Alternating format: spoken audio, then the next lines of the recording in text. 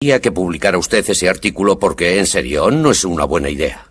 El capitán Crunch estaba muy preocupado porque no hacía más que repetirme: haga lo que haga, no quiero que esta información caiga en manos de los radicales. Él tenía la sensación de que aquello podría llegar a paralizar el sistema de telefonía de los Estados Unidos e incluso colocar a los Estados Unidos bajo el yugo nuclear de la Unión Soviética. El artículo de Ron Rosenbaum sobre los manipuladores de teléfonos fue publicado en la revista Esquire en octubre de 1971. Acudí a la biblioteca, leí el artículo y no podía creerlo. Era tan revelador, me dije, oh Dios mío. En aquel momento me di cuenta de que la manipulación telefónica, tal y como yo la había conocido, había muerto.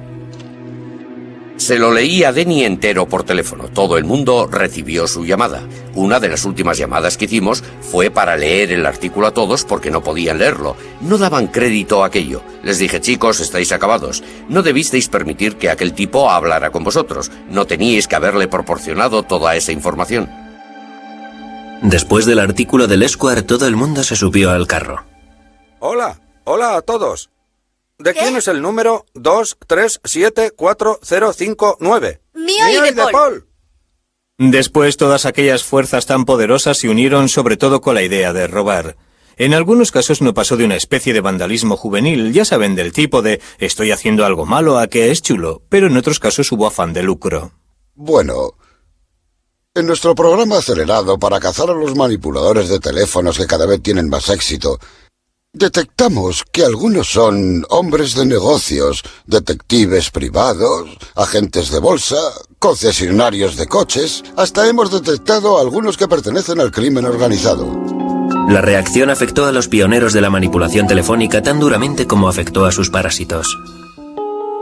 Atraparon a los de Los Ángeles, atraparon a los de Seattle, atraparon a los neoyorquinos.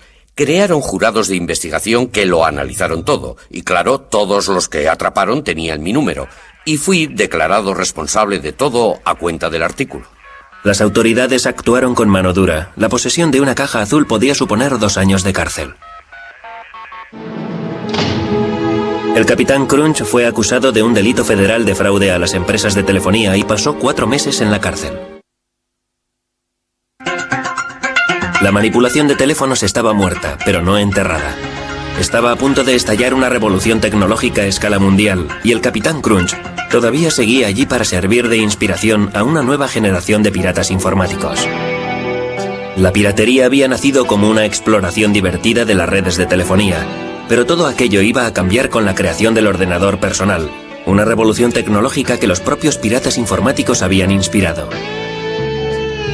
Un elemento clave en la revolución fue Steve Wozniak, un joven estudiante de ingeniería cuyo mundo había quedado patas arriba tras el artículo del Esquire sobre las cajas azules. Fue el artículo más sorprendente que jamás había leído. Hablaba de ingenieros y técnicos como yo que se habían burlado de las empresas de telefonía y que habían creado redes que nadie pensaba que existían. A Wozniak le entusiasmó tanto el artículo que empezó a montar su propia caja azul.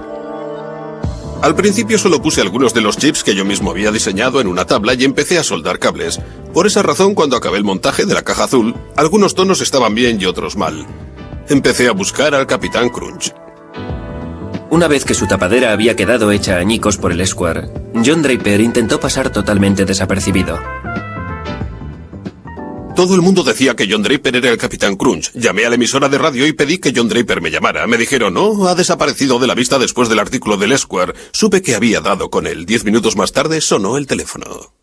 Exclamé, Dios mío, qué malas noticias. Era él, nos dijo que vendría a Berkeley a reunirse con nosotros en el dormitorio. Tuve la sensación de que el que venía a casa era el mismísimo presidente. Fui allí sin saber realmente qué era lo que estaba pasando. Wolf quiso que le enseñara a utilizar la caja azul. Él acababa de montar una. Me había hecho a la idea de que se trataba de un tío muy ligón y resultón con las chicas, y cuando se presentó en la puerta de alguna manera no coincidía con la idea que me había forjado de él. Dijo, soy el capitán Crunch. Dije, bien chicos, la verdad, no creo que tenga ganas de hacer esto. Me contestó, está bien. Me sentí todo un héroe. Añadí, me imagino que no pasará nada. Al fin y al cabo estoy en un dormitorio y será muy difícil que alguien detecte la llamada. Woz me preguntó, ¿podemos telefonear al Papa? Le contesté, pienso que sí. Cogí el número del Vaticano y llamamos preguntando por el Papa. Nos dijeron, el Papa no está disponible en estos momentos. Eran como las 4 de la madrugada. Aquella misma noche empecé a aprender códigos y técnicas de John Draper y de los demás para utilizarlas para hablar con las operadoras, y las semanas siguientes las dediqué a hacer prácticas para ver hasta dónde podía llegar. Creo que estaba un poco asustado con la idea de que me cazaran. Un par de semanas más tarde, el coche de Wozniak sufrió una avería. Por suerte, él y su colega Steve Jobs tenían una caja azul a mano. Decidimos llamar a nuestros amigos de Berkeley con la caja azul para que nos llevaran a casa en coche. Steven realizó la llamada sirviéndose de la caja azul. Cuando contestó la operadora, colgó asustado. Volvió a llamar. Al contestar, la operadora colgó otra vez de lo asustado que estaba. Fue cuando apareció un poli. Estaba en la cabina con una caja azul en las manos. ¡Oh, Dios mío! Seguro que el poli pensó que éramos drogadictos porque yo llevaba el pelo muy largo. Steve me pasó la caja azul y la introduje en el bolsillo de mi abrigo. Me preguntó, ¿qué es esto? Si se pulsaban los botones emitían tonos, por eso contesté, es un sintetizador musical electrónico. El poli le dijo que estaba desafinado. Preguntó, ¿para qué es el botón naranja? ¿Es con el que pirateáis las líneas? Steve le contestó, es para calibrar. El agente preguntó qué hay que calibrar. Pasé miedo. Supimos que nos habían cogido, nos metieron en el coche patrulla, los dos polis iban en el asiento delantero y Steve y yo en el de atrás. El poli que iba de copiloto se dio la vuelta. El poli se dio la vuelta hacia Woz y le dijo, un tipo llamado Moog te ha delatado. Era un sintetizador Moog.